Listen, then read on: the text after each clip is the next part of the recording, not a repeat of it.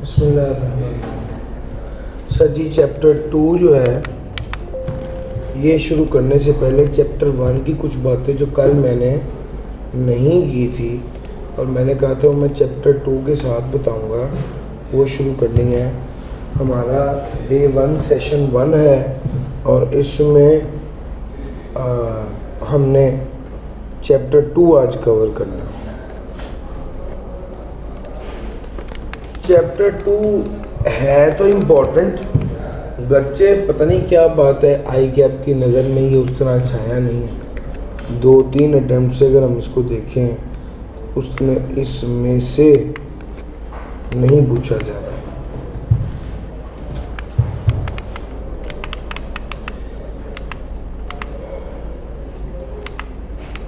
Sir जी यहाँ से मैंने अपनी बात शुरू करनी है और इससे ही मैं कनेक्ट करता हुआ आपको चैप्टर 2 पर ले जाऊंगा। Registration of companies. देखो भाई, सोल प्रोप्राइटरशिप और पार्टनरशिप में तो कोई टेंशन नहीं रजिस्ट्रेशन कराने की, उस तरह से जिस तरह से कंपनी में प्रॉपर एक तरीके कार है जिसके थ्रू इदारे को रजिस्टर करवाया। No association, partnership or entity consisting of more than 20% shall be formed for the purpose of carrying on any business that has for the object of the acquisition gain। Sir ji कोई association जो 20% से ज़्यादा की हो और वो business कर रही हो तो उसके लिए जो है वो लाजमी है कि वो रजिस्टर्ड हो कंपनीज एक्ट के। और अगर कोई ऐसा नहीं करेगा तो वो पनिशेबल ऑफेंस है, पेनल्टी आ गई भाई, guilty of an offence level 1 की पेनल्टी। हर उस बंदे के लिए जो 20 लोगों से ज्यादा को मिला के कारोबार कर रहा है और कंपनी के तौर पर रजिस्टर नहीं हो, जो कंपनी के तौर पे रजिस्टर नहीं हो रहा 20 बंदों से। हाँ, अगर पार्टनरशिप ज्वाइंट फैमिलीज की है तो उसमें ये वाला रूल अप्लाई नहीं होता और उनमें माइनर चाइल्ड निकाल दिए जाए तो वो 20 से कम बन जाते हैं। एक तो joint family carrying on joint family business, एक तो वो है ना जिस तरह से मेमन कराची में करते हैं इकट्ठे मिलके कारोबार करते तो जॉइंट फैमिली, उसको लिए रूल अप्लाई। दूसरा ये कि जी फॉर एग्जांपल कराची के मेमन हैं और नारोवाल के शेख हैं, ये मिलके कारोबार कर रहे हैं और ये मिलके कारोबार करते हैं और इनके टोटल लोग बच्चे निकाल के 20 से कम होते हैं तो भी कोई बात नहीं, कोई करने की जरूरत। ये बात प्रोफेशन ऐसे होते हैं जैसे अपना ऑडिट का प्रोफेशन है, इसमें फर्म्स जहां पर लायबिलिटी लिमिटेड ना हो, अनलिमिटेड हो। अनलिमिटेड लायबिलिटी रिक्वायर्ड होती है जिन प्रोफेशंस में, इंजीनियरिंग फर्म्स में भी ऐसे ही है, लीगल फर्म्स में भी ऐसे ही है, तो वहां पर फिर इस कंपनी को रजिस्टर कराने की जरूरत नहीं होती, जो कि कंपनी को रजिस्टर कराने का मतलब ही क्या है, लायबिलिटी लिमिटेड। और अगर आपका प्रोफेशन है, वो कहते हैं कि भाई आपके प्रोफेशन में ही लायबिलिटी अनलिमिटेड है, लॉयर्स हैं, इंजीनियर्स हैं, अकाउंटेंट्स हैं, इस केस में अगर लायबिलिटी अनलिमिटेड तो फिर कंपनी बना ली, उस केस में वो कहते हैं इसकी ज़रूरत नहीं, कंपनी बना लेंगे इस तरह। सर आप पहले ये सोचें कंपनी बनानी कौन सी, प्राइवेट है, पब्लिक है या सिंगल मेंबर। सिंगल मेंबर तो एक ही बंदे की कंपनी होती है, एक बंदे ही बनाता है, वो चाहता है कि मैं कंपनी भी बना लूँ, कंपनी के फ़ायदे भी उठा लूँ और कोई दूसरा बंदा इन्वॉल्व भी ना हो, मेंबर भी ना हो, तो फ़ायदा भी सारा मुझे मिले। उसको कहते हैं SMC जी, सिंगल मेंबर, उसमें मेंबर भी। प्राइवेट कंपनी भी बना सकता है और पब्लिक कंपनी भी बना सकता है। तो भाई ये तीनों तरह के इदारे बनाए जा सकते हैं और ये इदारे बनाने के लिए सबसे पहला स्टेप होता है आर्टिकल ऑफ एसोसिएशन और मेमोरेंडम ऑफ एसोसिएशन को रिकॉर्ड करना।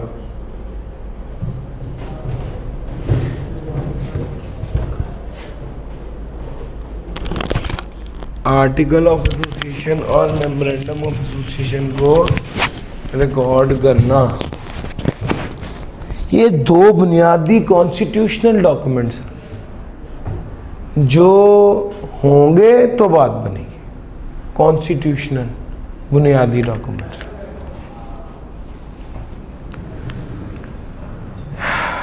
तो पहली बात यह है कि 3 या मोर person associated for any lawful purpose may, by subscribing their name to the memorandum of association and complying with the requirements of the act in respect of registration from a public company, दो या दो से ज़्यादा लोग जो associated हैं in the like manner form a private company.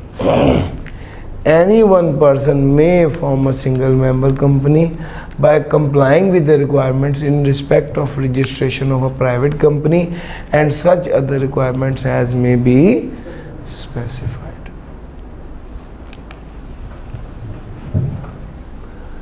Modes of forming a company.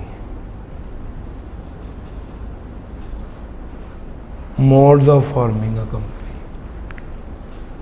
The subscriber to the memorandum shall nominate a person who, in the event of death of a sole member, shall be responsible for transfer the shares to the legal heirs of the deceased. Public company, private company, single member company में पहला काम है मेरे memorandum और articles को register करवाना, और जब आप रजिस्टर करा रहे होंगे और मेमोरेंडम लिख रहे होंगे तो आपने नामजद भी करना है। ख़ास तौर पे जब सिंगल मेंबर कंपनी बनती है, एक ही बंदा था वो मर गया, अब पीछे कौन चलाएगा? तो वो कहता है जब सिंगल मेंबर कंपनी बनेगी तो वो मेंबर बड़ा क्लियरली बताएगा कि मेरे मरने पर इसका वारिस कौन होगा और ये सारे एसेट्स को कौन चलाएगा और इस इदारे को कौन चलाएगा, और अगर ट्रांसफ़र किसको किए जाएंगे, और अगर उसके बच्चे छोटे हैं तो जब तक उसके बच्चे बालिग नहीं हो जाते वो वाले इदारे को कौन चलाएगा, ट्रस्टी कौन होगा। भैया मेरी गेम समझ आ रही है? तो ये सिंगल मेंबर कंपनी में ये वाली बातें भी सोचनी पड़ती हैं। Provided that where such transfer is made to more than one legal heir. Single member था, 3 बच्चे थे, तीनों के नाम जब हिस्से तकसीम होंगे तो सिंगल मेंबर तो नहीं रहेगी। सर जी मेरी बात समझ आ रही? तो कहते अगर एक से ज़्यादा तो सिंगल मेंबर कंपनी नहीं रहेगी बल्कि वो अदर प्राइवेट कंपनी बन जाएगी। प्रोसेस ऑफ इनकॉर्पोरेशन में सबसे पहला काम है मैंने कंपनी रजिस्टर करनी, मेरे जिन में एक नाम है। सर मैं आपको सुनी सुनाई स्टोरी नहीं सुना रहा, आप बीती सुनाने लगा। मैंने कारोबार किया था क्लीनिंग केमिकल्स का। तो सबसे पहले हमने सोचा था कि यार क्या करें, क्या नाम रखें। बड़ा सोचा, इधर उधर देखा, फिर जो नाम जेन में आता था हम गूगल पे सर्च करते थे कि इस नाम की कंपनी ऑलरेडी तो मौजूद नहीं है। एक नाम हमारे जेन में है क्लीन अप, ये नाम ठीक है। ज़ाहिरी बात है क्लीनिंग केमिकल है तो नाम ऐसा ही होना चाहिए। उसमें hand wash, dish wash, floor wash, काफ़ी चीज़ें थी, तकरीबन 18 से 20 आइटम्स थे। हमने कंपनी की प्रोफाइल बनाई, कंपनी को रजिस्ट्रेशन अप्लाई कर दी इस नाम से, क्लीन अप प्राइवेट लिमिटेड। फिर मेमोरेंडम और आर्टिकल ऑफ एसोसिएशन बनाए, फिर ये डॉक्यूमेंट्स रजिस्ट्रार को जमा कर दिए थे और हमारे पास 3 माह के बाद तकरीबन या 2 माह के बाद वो सर्टिफिकेट ऑफ इनकॉर्पोरेशन आ गया था। वो certificate of incorporation of company का मतलब है कि ये बच्चा पैदा हो गया है, उसकी डेट ऑफ बर्थ आ गई है 16 दिसंबर 2019 वाज द डेट, ठीक है। लिखा होता है क्लीन अप प्राइवेट। मैं अभी मेमोरेंडम शायद इस चैप्टर में वो भी आपके साथ शेयर करूँगा। मेमोरेंडम कह रहा हूँ, certificate of incorporation. Single member company 3 लोग थे। मैंने तो यही करना था भाई, वो तो बच्चे, मैंने अपना नाम वो करके ये वाला कर दिया, बेचना और काम तो उन्होंने। फाइलिंग विद रजिस्ट्रार, सर जी ये डॉक्यूमेंट्स, ये वाली एप्लीकेशन रजिस्ट्रार को दायर की जाएगी इनकॉर्पोरेशन ऑफ कंपनी के लिए, इसके साथ डिक्लेरेशन भी होगी। हम हेल्प उठाते हैं कि हम कंपनी जैक की सारी रिक्वायरमेंट्स पूरी करेंगे। मेमोरेंडम ऑफ एसोसिएशन में सारे सब्सक्राइबर साइन करेंगे और आर्टिकल ऑफ एसोसिएशन ऑप्शनल होती है। आर्टिकल्स ऑफ एसोसिएशन क्या है और मेमोरेंडम ऑफ एसोसिएशन क्या है, अभी इसको डिस्कस डिटेल में करता हूँ, लेकिन ये ऑप्शनल होती है लिस्टेड कंपनी केस में। और ये एड्रेस जहाँ पर registered office till the register office establish, वो वाला एड्रेस भी जो एप्लीकेशन दरख्वास्त दायर कर रहे हैं इनकॉर्पोरेशन की, उसमें ये वाली चीज़ें होंगी। अगर रजिस्ट्रार कह दे नहीं या कीड़ा डाल दे कि फलां चीज़ें कम है तो उसे पूरा करो। अगर रजिस्ट्रार कोई डेफिशिएंसी बता दे तो उस डेफिशिएंसी को पूरा करेंगे, और जब वो उसको पूरा कर देंगे तो और डिफेक्ट्स या डेफिशिएंसीज रिमूव कर देंगे तो फिर रजिस्टर कर दिया जाएगा। अपील टू द कमीशन, किसको अपील की जाएगी? कमीशन को अपील की जाएगी। The subscribers of the memorandum और any one of them authorized by them in writing may within 30 days of the order of refusal prefer an appeal to the commission. Subscriber of the memorandum or any one of them authorized by them in writing may within 30 days of the order of refusal prefer an appeal to the commission. An order of the commission shall be final and shall not be called in question before any court or any authority. Sir ji आप subscriber to the memorandum या उनमें से कोई authorise बंदा 30 दिन के अंदर अंदर ऑर्डर ऑफ रिफ्यूज़ल के खिलाफ अपील भी दायर कर सकता है। और किसको? SCCP को। और SCCP जो है उसका फैसला फाइनल होगा। इदारा रजिस्टर होना या नहीं होना, अगर तो ख़राबी थी, ख़राबी को रिमूव करेंगे। अगर फिर भी रजिस्टर नहीं कर रहा तो फिर किसके पास चले जाएंगे? SCCP के पास चले जाएंगे उसके 30 दिन के अंदर अंदर। और फिर सर डेज आते जा रहे हैं और वो 1 बाय 1 इंशाल्लाह आपके साथ उस लिस्ट में ऐड होते जाएंगे। क्राइटेरिया फॉर रजिस्ट्रेशन, अगर रजिस्ट्रार सेटिस्फाइड है, सारी रिक्वायरमेंट पूरी हो गई, तो भाई वो रजिस्टर करके सर्टिफिकेट ऑफ रजिस्ट्रेशन इशू कर देगा, जो कि कंक्लूसिव एविडेंस होगी कि इदारा रजिस्टर हो गया है। जब रजिस्ट्रेशन हो जाएगी तो registrar certificate of incorporation issue करेगा और स्टेट करेगा कि नेम और रजिस्ट्रेशन नंबर क्या है, डेट क्या है, पब्लिक कंपनी है, प्राइवेट कंपनी है, लिमिटेड है, अनलिमिटेड है, लिमिटेड है तो लिमिटेड बाय शेयर्स है, लिमिटेड बाय गारंटी है, और सर्टिफिकेट ऑफ इनकॉर्पोरेशन एक कंक्लूसिव एविडेंस होगी। सर जी जब कंपनी रजिस्टर हो गई तो फिर क्या होगा? सर होता पता क्या है, 6 लोग दोस्त थे, मिल के काम कर रहे थे, 6 लोग ख्वाहिशमंद थे कि कंपनी बन जाए, वो कहते हैं प्रमोटर्स। 4 लोगों ने पैसे डाले, 6 खैर ख्वाह हैं, लेकिन पैसे डालने के बाद अक्सर लोग कहते हैं कि मेरा रजिस्टर घर रह गया। इस तरह आप लोगों को होमवर्क का पूछे तो आप कहते हैं ना रजिस्टर घर रह गया, इस तरह ही पैसों का पूछे तो उनकी चेकबुक घर रह जाती है। वो अक्सर लोग पैसे नहीं डालते, तो फिर 4 लोगों ने पैसे डाले, वो बन जाएंगे सब्सक्राइबर्स। तो प्रमोटर होते हैं, उससे सब्सक्राइबर्स बनते हैं। ये जब कंपनी बन जाती फिर company subscriber memorandum of association को साइन करने वाले सब्सक्राइबर होते हैं। ये जब सब्सक्राइबर्स मिल गए, पैसा इदारा बन गया। जब ये इदारा बन जाएगा तो अब ये एक आर्टिफिशियल पर्सन बन गया।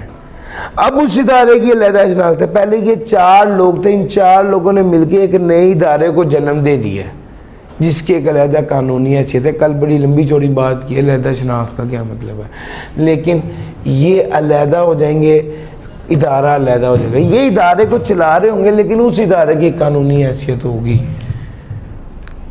और वो अलहदा बॉडी कॉर्पोरेट होगी। उसकी परपेचुअल सक्सेशन होगी, अलहदा शनाख्त होगी, वो हमें कंटिन्यू रेकरिंग रहेगी, चलती रहेगी, और उसकी कॉमन सील होगी, अलहदा शनाख्त होगी, उसका स्टेटस होगा, उसका रजिस्टर्ड ऑफिस होगा, और सब्सक्राइबर टू द मेमोरेंडम अलहदा हो जाएंगे। सब्सक्राइबर टू द मेमोरेंडम जो है वो होल्डर्स बन जाएंगे।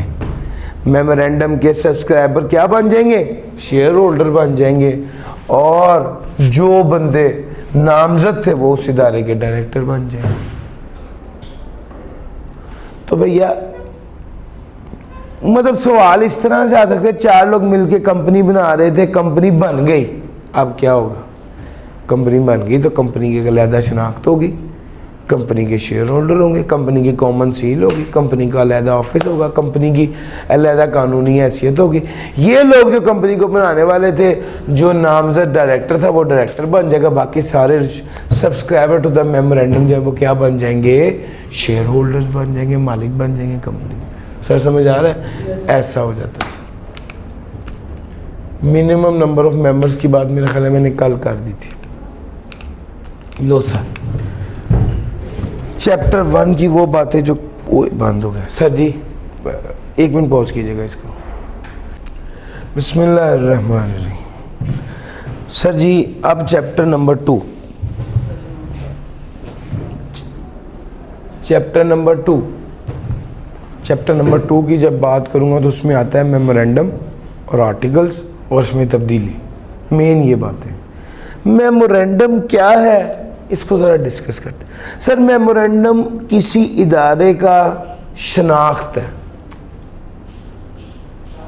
मेमोरेंडम किसी इदारे की शनाख्त है।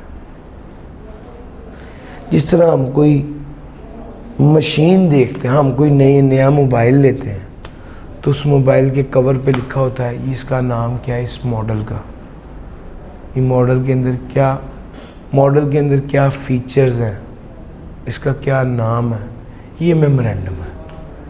उसको जब मोबाइल को खोलते हैं तो उसके अंदर रहता है इस मोबाइल को इस्तेमाल कैसे करना है, हाउ टू यूज़ इट, वो उसके आर्टिकल्स हैं। इदारा क्या है, इदारे की शनाख्त क्या है, उसका शनाख्ती डॉक्यूमेंट मेमोरेंडम है। काम कैसे करेगा, ऑपरेट कैसे होगा, उस डॉक्यूमेंट को और उस मैनुअल को आर्टिकल्स कहते हैं। अभी पढ़ाया थोड़ी देर पहले, कंपनी लिमिटेड बाय शेयर्स के अंदर आर्टिकल्स ऑप्शनल होते हैं। क्यों? क्योंकि कंपनीज एक्ट के अंदर आर्टिकल्स का फॉर्मेट आर्टिकल्स दिए हुए हैं। तो जो इदारा अलहदा से आर्टिकल रजिस्टर नहीं कराता तो अंडरस्टूड है, जो इदारा अलहदा से आर्टिकल रजिस्टर नहीं कराता तो अंडरस्टूड है। क्या अंडरस्टूड है जी? जो इदारा अलहदा से आर्टिकल रजिस्टर नहीं कराता तो अंडरस्टूड है कि वो क्या है, उसने कंपनीज एक्ट 2017 के आर्टिकल्स को अडॉप्ट कर लिया है मनोअन। सही समझ आ रही? ये गेम है। मेमोरेंडम के अंदर कौन कौन सी बातें? नेम क्लॉज, नाम, पब्लिक कंपनी का तो नाम लिमिटेड साथ लिखते हैं, प्राइवेट के साथ private limited, single member SMC private limited, guarantee के साथ गारंटी लिमिटेड, अनलिमिटेड के साथ अनलिमिटेड लिखा जाता है। रजिस्टर्ड ऑफिस कहाँ पर वाक़ई है? सर आपको एक बात बताऊं, जब कंपनी रजिस्टर होती है तो सिर्फ सूबे का नाम बताया जाता है या इस्लामाबाद। एन मुमकिन है उस वक़्त ऑफिस हो ही ना। अभी थोड़ी देर पहले जब कंपनी की रजिस्ट्रेशन की दरख्वास्त की बात हो रही थी तो आपको पता क्या कहा था?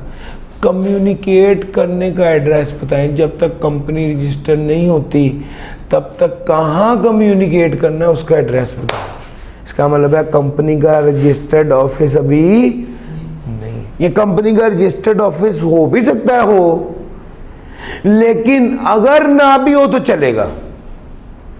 क्यों? क्योंकि जब आप कंपनी को रजिस्टर कराने के लिए मेमोरेंडम लिखते हैं और मेमोरेंडम में रजिस्टर्ड ऑफिस क्लॉज आती है तो आप सिर्फ सूबे का नाम लिखते हैं।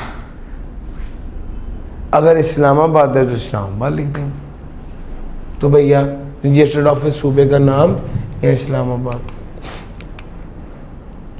प्रिंसिपल लाइन ऑफ बिजनेस, असल प्रिंसिपल क्या है? असल प्रिंसिपल लाइन ऑफ बिजनेस का मतलब है कि असल बिजनेस कौन सा है। असल का क्या मतलब है? एक ही बिजनेस नहीं होता, ज़रूरी नहीं है एक इदारा 6 तरह के बिजनेस कर सकता है, उनको पकड़ा हुआ है आपने। आप कोई इदारा एकदम रैंडमली कोई इदारा सोच लिया, मेरे जहन में फ़ौरन गवर्नमेंट है, तो आपको क्या लगता है गवर्नमेंट सिर्फ बेकरी कर रहा है? गवर्नमेंट केटरिंग नहीं कर रहा? कर रहा है सर। गवर्नमेंट फर्नीचर्स नहीं कर रहा? कर रहा है सर। गवर्नमेंट का अपना मीडिया चैनल है। तो भैया मल्टीपल काम कर रहे हैं ना। तो अब अगर मल्टीपल काम करना हो आपने भी, तो प्रिंसिपल लाइन ऑफ बिजनेस जो मेजर काम है वो करना। गवर्नमेंट के लहदा रेस्टोरेंट्स भी हैं, गवर्नमेंट की बेकरी भी है, गवर्नमेंट के फर्नीचर भी है, गवर्नमेंट का मीडिया ग्रुप भी है, सब कुछ है sir. Principal line of business लिखनी होती है, असल काम क्या है। और आपका प्रिंसिपल लाइन ऑफ बिजनेस आपके नाम के साथ कॉन्ट्राडिक्ट नहीं करना चाहिए। आपने लिखा हुआ है मेमोरेंडम में कि हम फूड का काम करेंगे और आपने अब फर्नीचर शुरू कर दिया, हुआ ना सर गवर्नमेंट के साथ ऐसे? तो भाई ये कॉन्ट्राडिक्टरी नहीं होना चाहिए। ABC insurance company, ABC insurance limited, और आपने फलूदे की दुकान खोली हुई है, तो नाम क्या है? कॉन्ट्राडिक्टरी होना चाहिए। वो कहता है it shall be matching with its name. Principal line of business means the business in which substantial assets are held और लाइकली टू बी हेल्ड और सब्सटेंशियल रेवेन्यू इज अर्नड और likely to be earned by the company whichever is higher. जहाँ substantial assets हैं, जहाँ पर substantial revenue है, और अगर आपके पास ना एक एग्जांपल है, ये बड़ी ज़बरदस्त। एक इदारा है टेक्सटाइल, शुगर मिल और फ्लोर, तीनों का काम कर रहा है। तो जहाँ पर सब्सटेंशियल एसेट्स ज़्यादा हैं, जहाँ पर सब्सटेंशियल एसेट्स हैं और सब्सटेंशियल रेवेन्यू है, वो होगा। बाज़ों का तो ऐसा होता है, देखो सब्सटेंशियल एसेट्स इसमें ज़्यादा है और सब्सटेंशियल रेवेन्यू इसमें, तो फिर क्या करेंगे? वो कहता है जहां पर सब्सटेंशियल एसेट और रेवेन्यू है वो प्रिंसिपल लाइन होगा, लेकिन सब्सटेंशियल एसेट एक अलहदा बिजनेस में और सब्सटेंशियल रेवेन्यू एक अलहदा बिजनेस में, तो क्या करेंगे? इन दोनों में से हायर देखेंगे। हायर कौन सा है sir? Sir sugar. The revenue is higher than assets, तो substantial revenue is generated by sugar business, therefore the principal line of business is sugar. भैया मेरी बात समझ आ रही? ये इसमें एक छोटी सी बारीकी है, बातें बिल्कुल सीधी सीधी की हुई हैं, लेकिन इस एरिया में जो बारीकी थी छोटी सी वो ये थी, और मैंने आपको इसके बारे में बता दिया है। अ कंपनी में carry on any law, company कोई भी लॉफुल बिजनेस कर सकता है, किसी भी ट्रांजैक्शन में एंटर हो सकता है जो कानून ने जिसको मना नहीं किया। A company shall not engage in a business which is prohibited by any law, अपने आप को ऐसे बिजनेस में एंगेज नहीं करेंगे जिसको लॉ ने मना किया हुआ हो, जिसको लॉ ने रिस्ट्रिक्ट किया हुआ हो। सर जी आगे आ गया लायबिलिटी क्लॉज।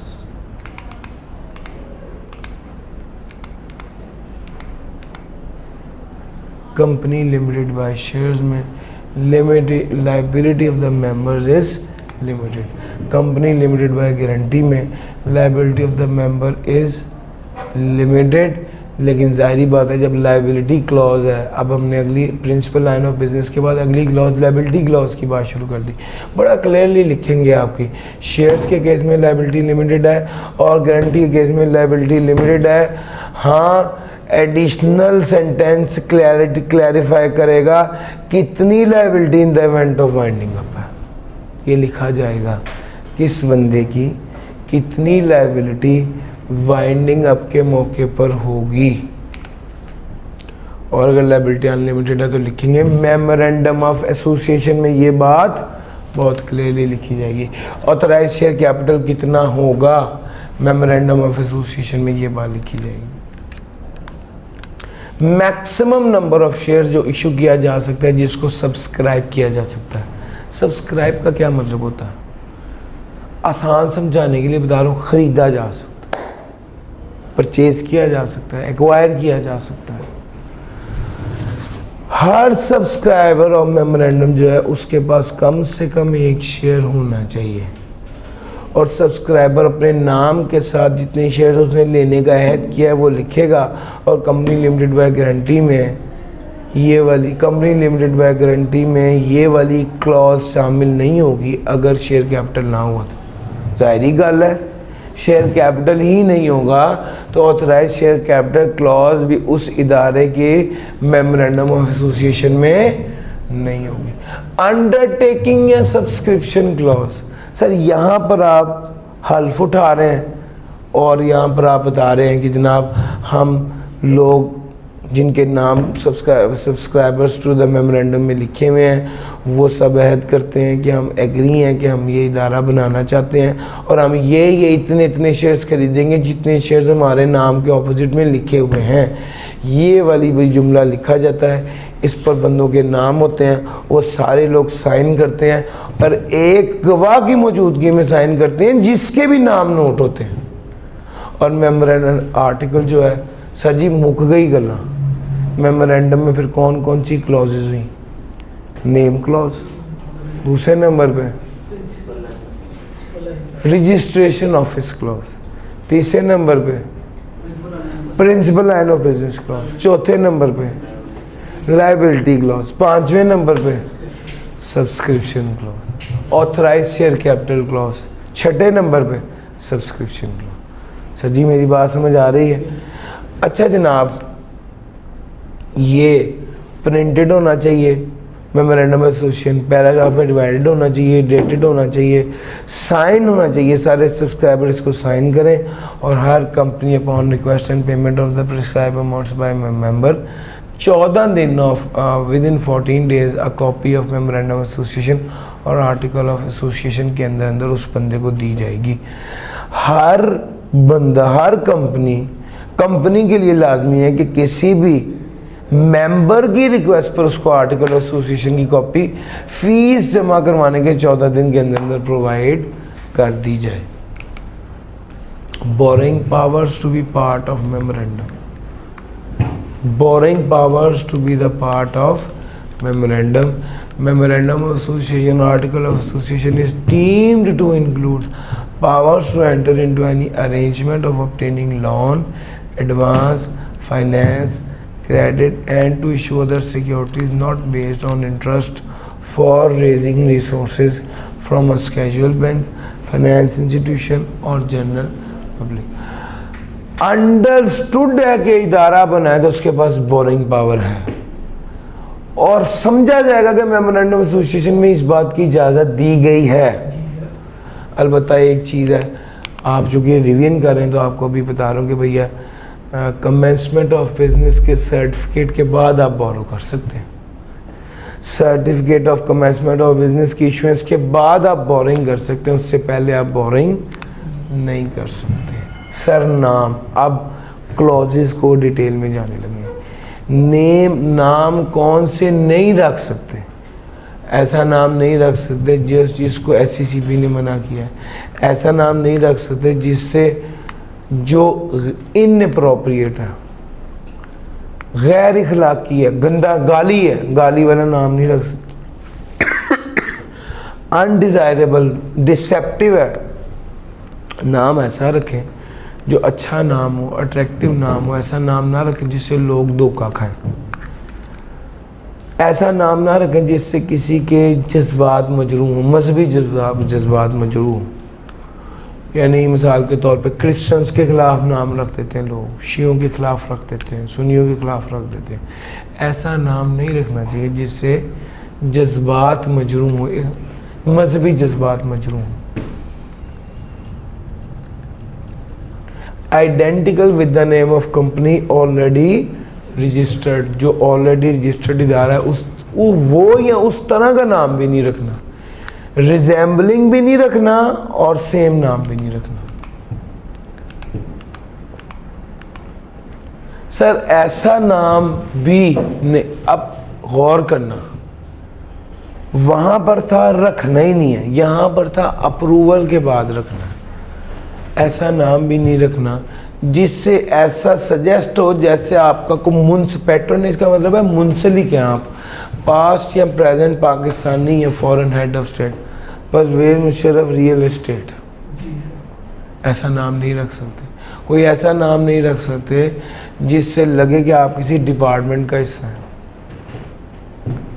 आप कहें जी आपने फार्मेसी खोली और आपने नाम रख दिया है डेवलपमेंट एसोसिएशन या डेवलपमेंट अथॉरिटी, फार्मा अथॉरिटी, इस तरह का नाम नहीं। जिस तरह लाहौर डेवलपमेंट अथॉरिटी है, इस तरह फार्मा डेवलपमेंट अथॉरिटी के नाम से आप इदारे का नाम रख लें, नहीं रख सकते। ऐसा नाम नहीं रख सकते जो फेडरल और प्रोविंशियल लॉ के अगेंस्ट हो, या आप कहेंगे SCCP इदारे का नाम रखें, नहीं रख सकते। FBR अपने इदारे का नाम रखें, नहीं रख सकते। ऐसा नाम नहीं रख सकते जिससे ये लगे कि आपकी फॉरेन एफिलिएशन है, ऐसा नाम नहीं रख सकते। कोई एस्टैब्लिश नहीं कर सकते मुदारबा मैनेजमेंट कंपनी और टू फ्लोट अ मुदारबा, इसकी इंशाल्लाह बात आगे आनी है। Any other business requiring a licence from the government, या कोई भी ऐसा बिजनेस जिसके लिए लाइसेंस दरकार है। मुदारबा के लिए भी असल में लाइसेंस दरकार होता है। आप कोई ऐसा काम नहीं कर सकते, कोई ऐसा नाम नहीं रख सकते जिसके हवाले से लाइसेंस दरकार हो। Wherever a question arising as to whether or not the name of the company is in violation of the above, SCCP का फैसला फाइनल होगा। अगर कोई सवाल उठ गया SCCP का फैसला फाइनल होगा।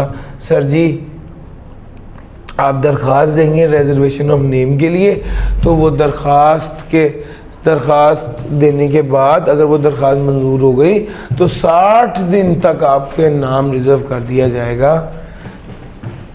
If it is found that a name was reserved by furnishing false or incorrect information, such reservation shall be cancelled.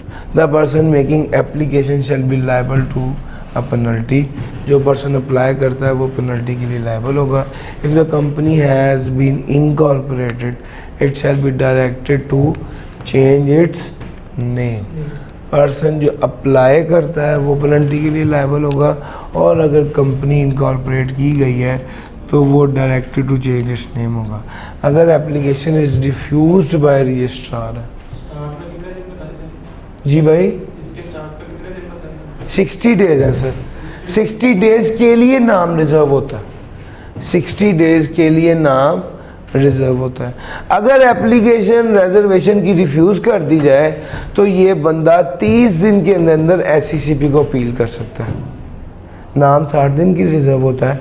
आपने रजिस्ट्रार को अप्लाई किया, नाम की रिजर्वेशन के लिए उसने मना कर दिया, तो आप उस रिजेक्शन के 30 दिन के अंदर SCCP के पास जाएंगे और SCCP का फैसला फाइनल होगा।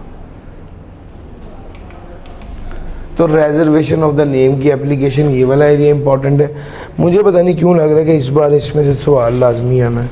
एरिया काम का है, आई कैप अब सवाल नहीं पूछ रहा, तो भाई एक अटेम्प्ट में नहीं पूछा, दूसरी में नहीं पूछा, पूछना तो चाहिए।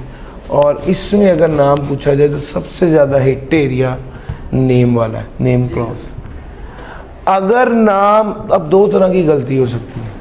इदारे ने नाम गलत रखा है, if wrong name is selected तो SCCP उसको कहेगा नाम ठीक करो, और वो नाम ठीक कर ले तो बहस ख़त्म, 30 दिन के अंदर नाम ठीक कर ले।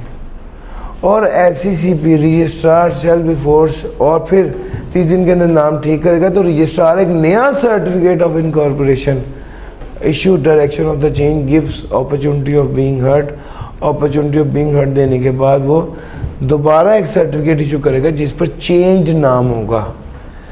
अगर कंपनी को कहा गया नाम बदलो, उसने नाम नहीं बदला, रजिस्ट्रार को गुस्सा चढ़ गया, रजिस्ट्रार खुद ही इसका नाम बदल के एक certificate of incorporation change name के साथ इशू करके इसको भेज देगा और पेनल्टी भी लगा देगा। यहाँ जब रजिस्ट्रार या सर्टिफिकेट इशू करेगा तो रजिस्ट्रेशन नंबर सेम ही रहेगा, कंपनी का जो होता है रजिस्ट्रेशन नंबर नहीं तब्दील होगा, सिर्फ नाम तब्दील होगा। तो भैया रेक्टिफिकेशन का मतलब समझते हो, तस्हीह कर रहे हैं। अनलॉफुल से लॉफुल पर जाने के दो तरीके हैं, या आप खुद इज्जत से कर लें या रजिस्ट्रार ज़बरदस्ती आपका नाम तब्दील कर दें। ये चेंज इन नेम है।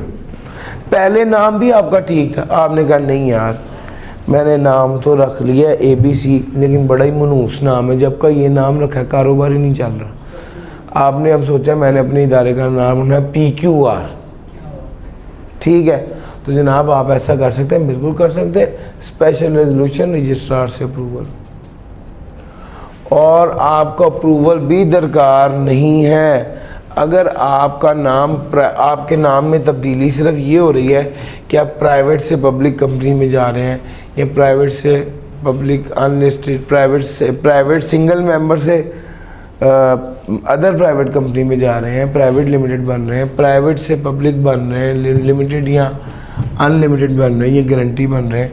अगर इस ये वाली तब्दीली है तो इसके लिए रजिस्ट्रार से अप्रूवल की ज़रूरत नहीं। नाम तब्दील करने से क्या होगा सर? अगर आपने अपना नाम तब्दील किया है तो लोगों को वो कहते हैं गलतफहमी हो सकती है, वो कहे ये कोई नई इदारा खुला है। तो भैया आपने जब भी नाम तब्दील करना है तो अपने नाम तब्दील करके 90 डेज़ तक पुराना नाम भी छोटा सा साइड पे लिखना है। डेज़ कितने हैं? 90 डेज़ तक। Registrar shall enter the new name on register in place of old one. Registrar shall issue a new certificate of incorporation altered to meet the circumstances. Continue to mention former name. पुराना नाम भी नए नाम के साथ लिखेंगे 90 days तक, और change the name shall not affect the rights and obligation. नाम की तब्दीली राइट्स और ऑब्लिगेशन में तब्दीली का बाइस नहीं बनेगी। लीगल प्रोसीडिंग में be continued against company in the new name. Effect of change of name, change of name और चेंज ऑफ नेम का इफेक्ट क्या होगा? पब्लिकेशन ऑफ नेम, अगर नाम को पब्लिसाइज कर दिया जाए, पब्लिकेशन ऑफ नेम,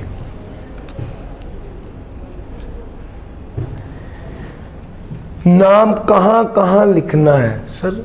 दुकान के बाहर बोर्ड पे, इनवॉइस पे, इश्तिहार पे, शॉपिंग बैग तक तो लोगों ने नाम लिखे होते हैं सर। ये सारी पब्लिकेशन ही तो हो रही होती है।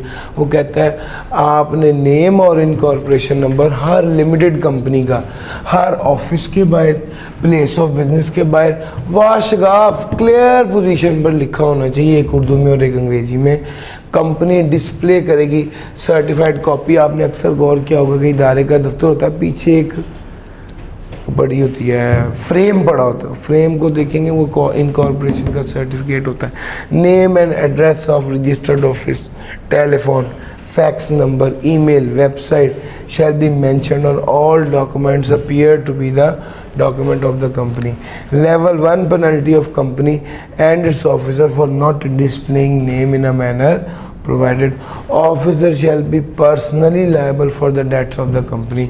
ये officer जो होते हैं ये personally liable होते हैं for the debts of the company if we issue या authorize any document without mentioning the name of the company. Publication of the name में लेवल 1 की पेनल्टी है सर, और हमने ये सारी बातें देख ली। रजिस्टर्ड ऑफिस की स्टोरी क्या है? अब पहली बात है कि हमने तो रजिस्टर्ड ऑफिस में गेम करनी क्या थी? सिर्फ नाम सूबे का। ये बुनियादी तौर पर रजिस्टर्ड ऑफिस वो जगह होती है जो जहाँ पे लाइजन होता है, ये वो जगह होती है जहाँ सारी कम्युनिकेशन रिसीव करते हैं। और ज़रूरी नहीं है कि हेड ऑफिस और रजिस्टर्ड ऑफिस सेम हो, अहम मुमकिन है कि हेड ऑफिस कहीं और रजिस्टर्ड ऑफिस कहीं और हो। कंपनी का रजिस्टर्ड ऑफिस होगा और उसका एड्रेस विदिन 30। अब इनकॉर्पोरेट होते वक्त आपको क्या चाहिए था? मेमोरेंडम ऑफ एसोसिएशन चाहिए था, उसमें सिर्फ सूबा था। इनकॉर्पोरेट होके सर्टिफिकेट आ गया, उस दिन से 30 दिन के अंदर अंदर आपका कोई दफ्तर होना चाहिए। जिस वक्त अप्लाई किया उस वक्त दफ्तर का होना ज़रूरी नहीं है, लेकिन इनकॉर्पोरेशन के 30 दिन के अंदर आपका दफ्तर होगा, जिसको आप रजिस्ट्रार को नोटिफाई करेंगे। Change in such address shall be notified to registrar within, अगर इसमें कोई तब्दीली आएगी तो 15 दिन के अंदर बताएंगे। और change of registered office to any other city shall also require special resolution. Sir registered office एक शहर से दूसरे शहर में लेके जाना है तो स्पेशल रेजोल्यूशन चाहिए होगी। हाँ, कंपनी में by special resolution alters memorandum to change registered office, एक सूबे से दूसरे सूबे में जाना है तो फिर सिर्फ स्पेशल रेजोल्यूशन तो चाहिए, उसके साथ साथ SECP से अप्रूवल भी चाहिए। अब एक बात को समझें, मेरा ऑफिस था लाहौर में, मैं अपना ऑफिस कराची लेके जा रहा हूँ, क्या इससे फ़र्क पड़ेगा? वो जितने ज़्यादा मेंबर्स हैं, जितने क्रेडिटर हैं, जितने कनेक्टेड लोग हैं सर, वो मुझे कहाँ कराची में आके ढूंढेंगे सर? ये मेरी बात लॉजिकली समझ रहे हो? तो ये एक छोटा फैसला नहीं है, ये सिर्फ मेरी मर्जी नहीं है, मुझे अपने 75% लोगों को साथ इजाज़त लेनी है, फिर SECP से पूछना है। SECP कहेगा ये तो 6 लोग आपस में भाई हैं, ये सारे मिलके एग्री कर रहे हैं, तो जो क्रेडिटर हैं वो, आपको बताऊं ये जितना कानून हम पढ़ रहे हैं, ये पढ़ क्यों रहे हैं? ये जो लोग मिलके कंपनी बना के कारोबार करते हैं उसमें लोग, पब्लिक शामिल होती है। पब्लिक कंपनी का मतलब है पब्लिक शामिल है, पब्लिक के हकूक़ का तहफ़्फ़ुज़ के लिए SECP आती है, और ये सारा कानून है, और कोई मकसद ही नहीं। यानी आप मुझसे ये पूछेंगे सर ये आप क्या, ये लॉ, ये क्या बकवास है, इसकी क्या ज़रूरत है? 4 बंदे मिलके कारोबार कर रहे हैं, उनके साथ 15 लोग जुड़े हुए हैं, क्या फ़र्क पड़ता है? सर जी, जब 4 लोग मिलके कारोबार करते हैं, 100 करोड़ से वो 1000 करोड़ पे चले जाते हैं ना, तो उनकी नीयतें बदल जाती हैं। उनको लगता है कि यार ये लोग जो पैसा डाल के बैठे हैं, इनको फारग करें सबको। यहाँ पर SECP आती है, कहती वो जो आपके शेयर होल्डर हैं, वो जो अवाम है, जिसने किसी का 10,000 है, किसी का 50,000 है, किसी का लाख है, किसी का करोड़ है, जितने जितने पैसे हैं वो अवाम है, उसका इस इदारे में मालिक है, उनके इंटरेस्ट का ख्याल रखना। दूसरे नंबर पे कंपनी की लायबिलिटी लिमिटेड है या अनलिमिटेड है? लिमिटेड है। आपने 100 करोड़ का कारोबार शुरू किया, 90 करोड़ पे आप बाहर भिजवाया, 10 करोड़ पे चोरी करवा लिया और ऐलान कर दिया जी ख़त्म हो गया सब कुछ, सारा कुछ डूब गया, सारा कुछ तबाह हो गया, अब कुछ नहीं है हमारे पास, क्योंकि कंपनी की लायबिलिटी लिमिटेड थी। जिसने पैसा डाला था सबका पैसा डूब गया। अब आप खुद बाहर चले जाते हैं, उस 90 करोड़ से बाकी ज़िंदगी ऐसी खुशी गुजार लेते हैं। ये एक ऐसी बात है जो नॉर्मली पाकिस्तान में हो रही है। ये ऐसा फ्रॉड ना हो, इसके लिए SECP है, इसके लिए कानून है। सर कानून बनता ही इसीलिए है। सर जी ये जो कानून है कि लाल बत्ती पे रुकना है, ग्रीन पे चलना है, ये क्यों बना? एक्सीडेंट बहुत ज़्यादा होते थे, ख़ास तौर पे 4 राहों में जहाँ पे चौंक होते थे वहाँ पे। फिर उन्होंने ये वाली बत्तियाँ लगाई और ये कहा कि जनाब यहाँ पे रुक जाओ, ताकि एक वक्त एक बंदा निकल रहा हो। तो ये कानून जब आता है तो ये आवाम को तहफ़्फ़ुज़ देने के लिए आता है। ये जो कानून बना है असल में कंपनीज़ पर कंट्रोल करना है SECP ने, ताकि आवाम के जो पैसा है, आवाम के माल को तहफ़्फ़ुज़ दिया जाए, लोगों को तहफ़्फ़ुज़ दिया जाए। अब कंपनी के मालिक मिलके कहते हैं चलो यार कराची चलें, तो जो क्रेडिटर हैं जिन्होंने 25 करोड़ रुपया लेना है वो, उनसे भी तो पूछेंगे, उनसे भी तो बात करेंगे, भाई क्या आप राज़ी हैं?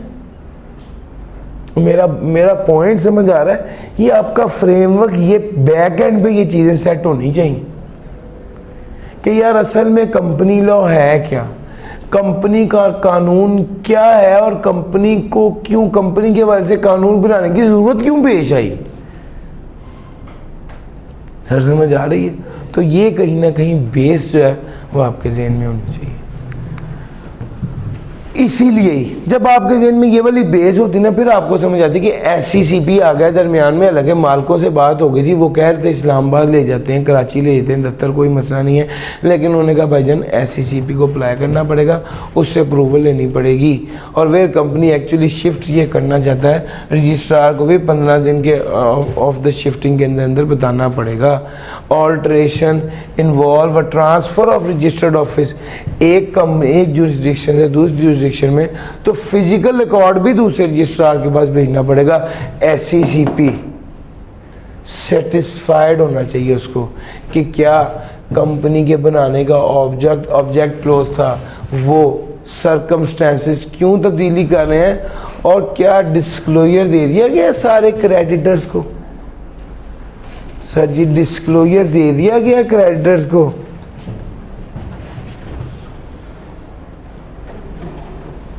सर जी समझ आ रही है, डिस्क्लोजर क्रेडिटर को दे दिया गया है, ये ज़रूरी है। SCCP after making an order confirming alteration either wholly or in part or on such terms and condition as it thinks fit, a copy of duly certified order of SCCP shall be forwarded to the company and to registrar within 7 days from the date of order.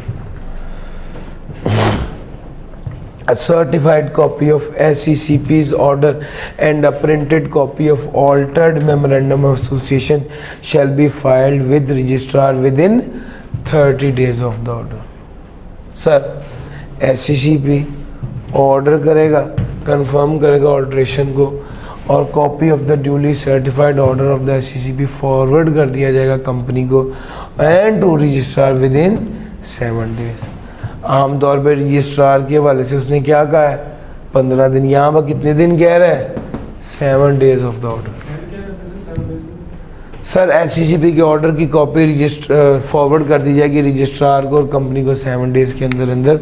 और certified, sir जी आपने registered office एक सूबे से दूसरे सूबे में लेके जाना है, मेंबर से स्पेशल रेजोल्यूशन तो लेनी है, लेकिन उसके साथ साथ SECP से अप्रूवल भी लेनी है। एक ही सूबे में एक शहर से दूसरे शहर जाना है तो सिर्फ memorandum of association special resolution काफ़ी है, लेकिन सूबा चेंज करना है तो फिर SCCP से अप्रूवल लेंगे। SCCP बाकी लोगों का इंटरेस्ट देखेगा, उसके बाद कंडीशंस और लगाकर इजाज़त दे देगा। SCCP का ऑर्डर रजिस्ट्रार और कंपनी के साथ शेयर किया जाएगा और certified copy of the SCCP order और तब्दील शुदा मेमोरेंडम। सर जी जब स्पेशल रेजोल्यूशन से मेमोरेंडम में तब्दीली आई है तो अब उसके बाद जो भी मेमोरेंडम छपेगा वो तब्दील शुदा होगा। तब्दील शुदा मेमोरेंडम और SCCP के ऑर्डर की कॉपी रजिस्ट्रार को जमा करवानी पड़नी है 30 दिन के अंदर अंदर, और रजिस्ट्रार रजिस्टर कर देगा इसको और इशू करेगा सर्टिफिकेट। सर ये registered office of the company की बात थी। प्रिंसिपल लाइन ऑफ बिजनेस के अंदर भी स्पेशल रेजोल्यूशन चाहिए। Alteration, such alteration shall not required confirmation by SCCP, लेकिन कंपनी फाइल करेगी मैंडेट और 30 दिन के अंदर जमा कर। ये रिपीट हो रहा है सारा। रजिस्ट्रार में गिव, सर अगर बिजनेस चेंज किया तो क्या पता नाम भी तब्दील करना पड़ जाए, तो रजिस्ट्रार बाज़ वक़्त नाम की तब्दीली की बात भी करता है। हाँ कुछ ऐसे बिजनेस है जिसके लिए लाइसेंस चाहिए होता है। सर अगर लाइसेंस चाहिए और रजिस्ट्रेशन परमिशन वाले बिजनेसेस में कोई चेंज आया है तो फिर रजिस्टर्ड ऑफिस क्लॉज वाला प्रोसेस फॉलो करना पड़ेगा। ये क्या है, SCCP से अप्रूवल भी लेनी पड़ेगी। अगर बिजनेस एक्टिविटी जो आपने अडॉप्ट की है उसमें लाइसेंस, रजिस्ट्रेशन, परमिशन या अप्रूवल अंडर लॉ की रिक्वायरमेंट है तो फिर आपको प्रिंसिपल रजिस्टर्ड ऑफिस क्लॉज वाला प्रोसेस फॉलो करना पड़ेगा, यानी SCCP से अप्रूवल भी दरकार होगी। आम तौर पे प्रिंसिपल लाइन ऑफ बिजनेस के अंदर जो तब्दीली आती है उसमें SCCP की अप्रूवल दरकार नहीं होती।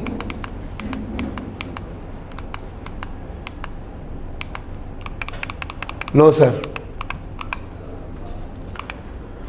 आर्टिकल्स ऑफ एसोसिएशन, कंपनी को चलाया कैसे जाएगा इसके बारे में बात करें। आर्टिकल्स ऑफ एसोसिएशन जो है ये बायलॉज ऑफ कंपनी है।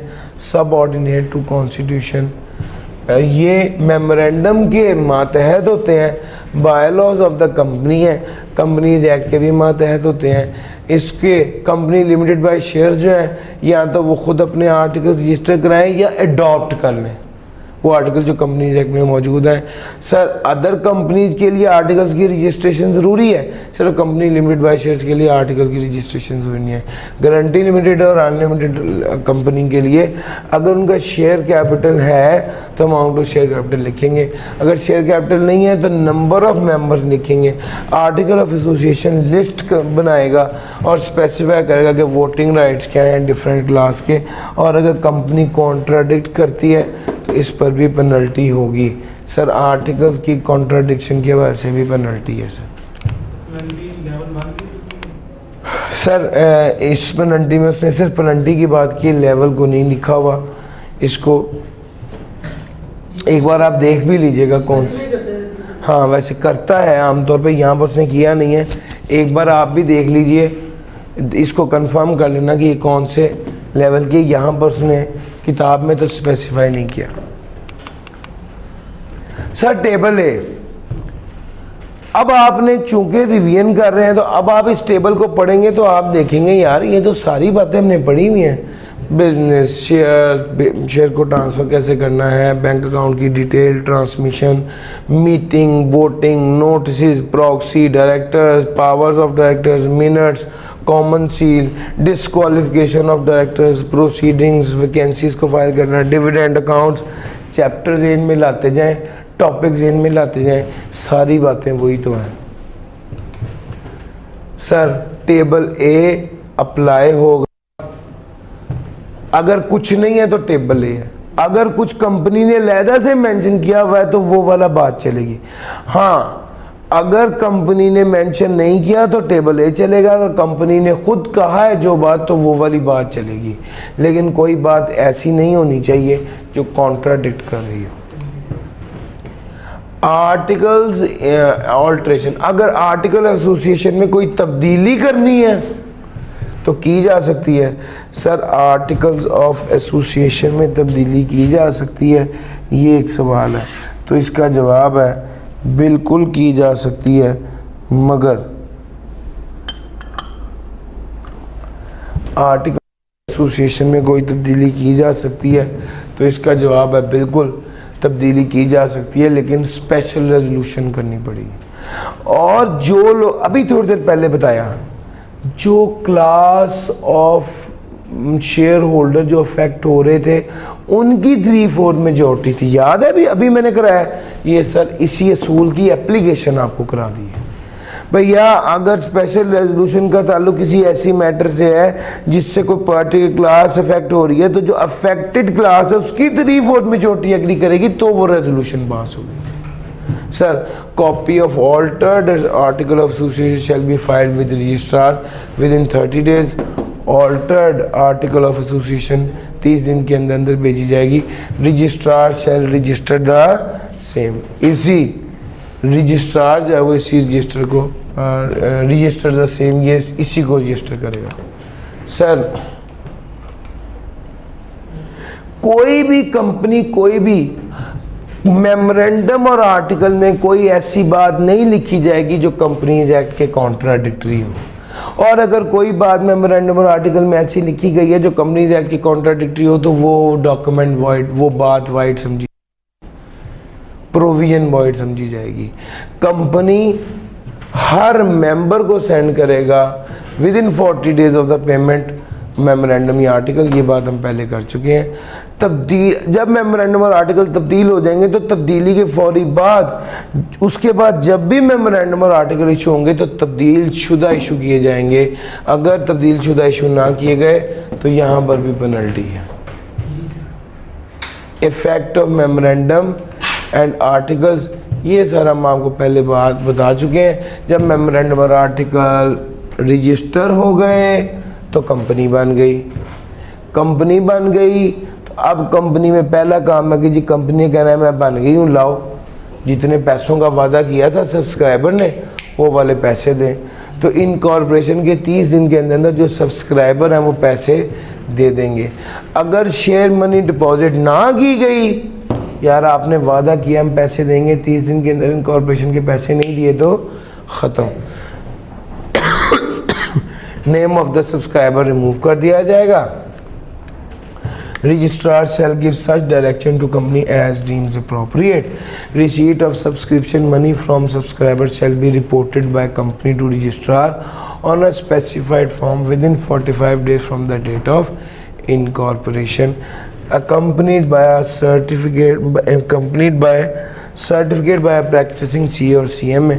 सर जी 30 दिन के अंदर पैसे कंपनी के अकाउंट में होंगे और इसको 45 दिन के अंदर चार्टर्ड अकाउंटेंट वेरीफाई करेगा कि क्या शेयर मनी इस कंपनी के अकाउंट में जमा हो गई है या नहीं हुई, और अगर वॉयलेशन की तो लेवल 1 की पेनल्टी, वॉयलेशन की तो लेवल 1 की पेनल्टी।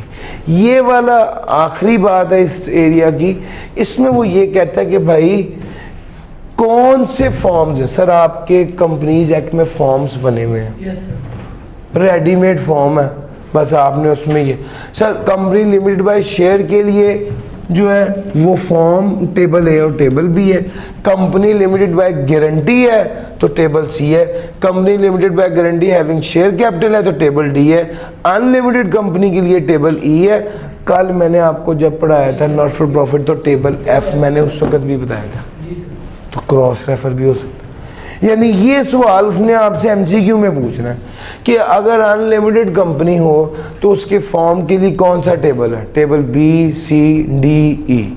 अब आपको पता होना चाहिए कि अनलिमिटेड कंपनी के लिए ई है। तरतीब से याद करें ना, कंपनी लिमिटेड बाय शेयर के लिए ए और बी है, कंपनी लिमिटेड बाय गारंटी के लिए सी है, guarantee not having a share capital C, guarantee having a share capital D, और अनलिमिटेड के लिए ई, नॉट फॉर प्रॉफिट के लिए एफ। इसको इस तरह से याद कर लें। सर जी कोशिश कर रहे हैं कि आपको हर बात हर पहलू बताएं, कोई चीज़ छोड़े ना। सर चैप्टर 2 की सारी बातें आपके साथ कवर की हैं, चैप्टर 1 की, चैप्टर 4 की, चैप्टर 4 ही चैप्टर 4 कह दिया, 5, 9, 1 और 2 दूसरा दिन है, 12 में से 4 चैप्टर हो गए हैं। साथ के साथ इसको तैयार कर लें, इंशाल्लाह बहुत आसानी से कवर हो जाएगा। थैंक यू जी, अल्लाह हाफिज़।